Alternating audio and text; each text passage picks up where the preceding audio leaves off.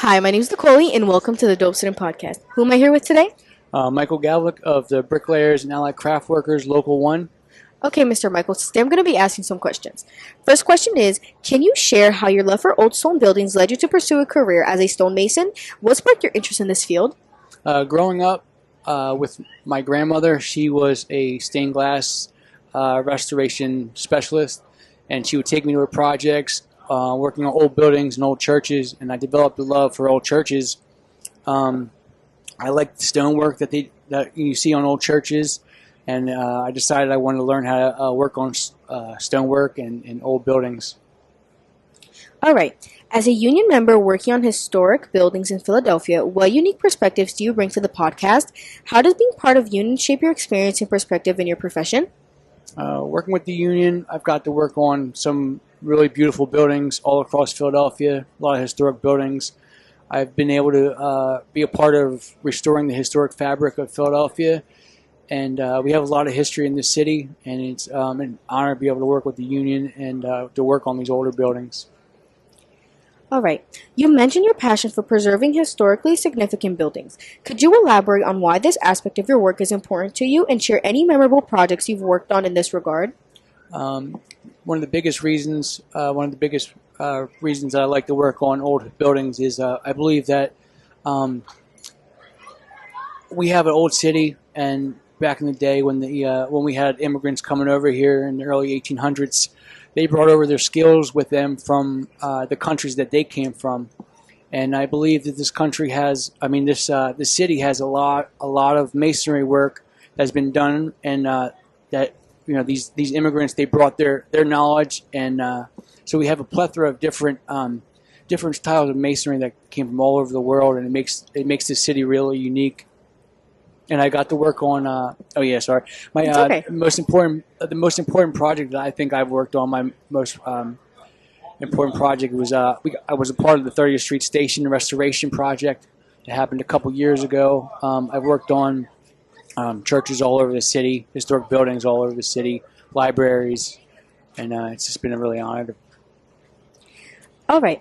What advice would you give to students interested in pursuing apprenticeships in these trades, particularly in fields like stonemasonry and historic preservation?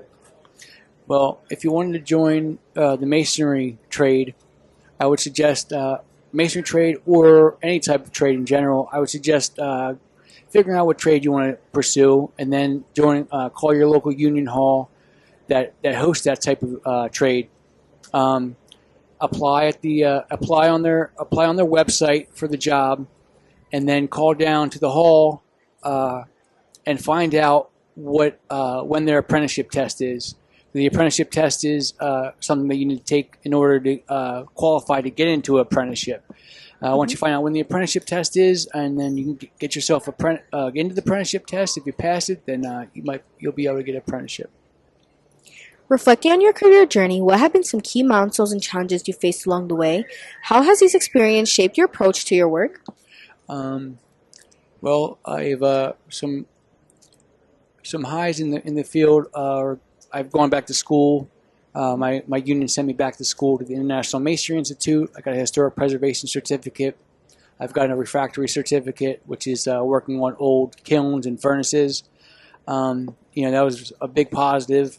Some of the lows, the work's hard, and it definitely can rough your body up if you let it. So you gotta keep healthy and eat well and take care of your body. Okay. In your opinion, what are some crucial aspects of stonemasonry profession that students should be aware of before considering it as a career path? Well, the job is definitely not for everyone. The work is hard. It beats your body up, and but it's rewarding, very, very rewarding. So if you are up to the challenge, then I would suggest getting into masonry work. How do you believe exposure to real-world experiences such as apprenticeships and hands-on work can benefit students in their education and career choices? I believe that if we introduce the trades to students earlier on, they have more of a chance to decide what they want to do before they before they graduate college. Because not everyone wants to go to college, not everyone can go to college, and I I think people don't realize that the trades are a really a good viable option compared to going to college. Hmm. Could you share any memorable experiences or lessons you learned from interacting with students, such as giving presentations or volunteering in educational programs? Well, a few years ago, Mr. Jarrett gave me the opportunity to give a presentation for his class, for one of his classes, and I've been trying to do it as much as I can. It's very, very rewarding when you spark interest in the students. You know, we've had students that showed interest in masonry, and they end up, going to a secondary trade program after high school, and it's really an honor when you see someone that's that you interest somebody, and you're able to empower them to seek a trade and better their lives. What are some misconceptions students might have about careers in the trades, and how would you address them? Like I said before, the trades are definitely an option compared to college. I think people don't realize how much money you can make in the trade. You think you have to go to college just to be successful, but that isn't the case. Joining a union, you become you're going in there debt free. You don't have to pay any back any student loans. You're getting paid to while you work. You're getting paid to learn. While you're doing your apprenticeship, you're still getting paid to work. So you're not going into debt. And I don't think people realize that how much better the trades are of an option for some people. Do you think the Philadelphia School District should have a Masonry CTE program? I would think so. We have so many buildings, masonry buildings all over Philadelphia.